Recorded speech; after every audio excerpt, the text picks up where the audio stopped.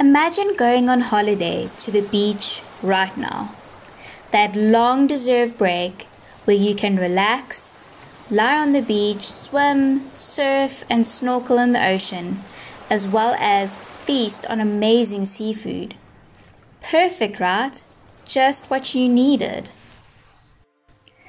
Now, fast forward to the end of the century, where greenhouse gas emissions like carbon dioxide and other gases has increased so dramatically, resulting in all this extra heat being trapped on the earth, warming up our planet and especially our oceans.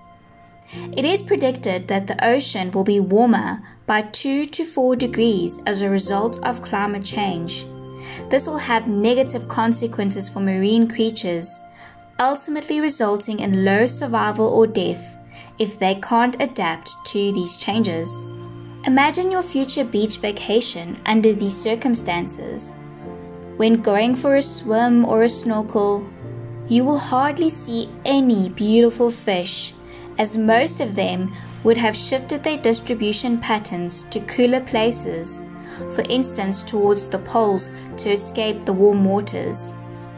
Their reef homes, made up of corals, would look dull and deserted as a result of the warm water bleaching their beautiful colors and ultimately killing them. Also, those pretty sea urchins, barnacles, mussels, clams, and oysters you often see in the rock pools when exploring won't be there, as they would have dissolved away as a result of the oceans being more acidic, with all the carbon dioxide from the atmosphere sinking into it. Okay, at least you're thinking, I can still have that seafood platter at my favorite holiday restaurant. Wrong.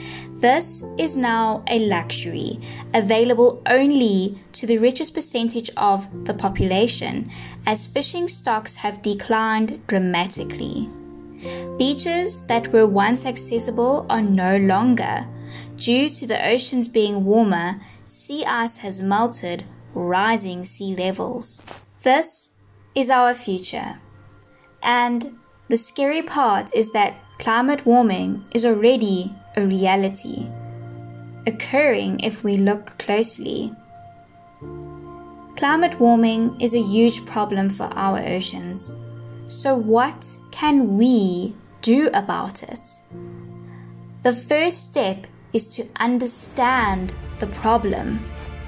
Scientists and researchers all around the globe study data from satellites that measure the ocean's temperature, that tell us about how global warming proceeds, and hopefully gives us an idea about what the future is going to look like. Marine scientists and researchers, like myself, and fellow researchers at the South African Institute for Aquatic Biodiversity study the marine organism's body, its physiology, at the Aquatic Ecophysiology Research Platform Laboratory in order to assess how they would react to climate warming. For instance, my research looked at how different fish, crabs, and sea urchins, as well as other marine invertebrates, could cope with temperature increases in their habitats, and to what extent by measuring their heart rate, oxygen uptake, and behavior.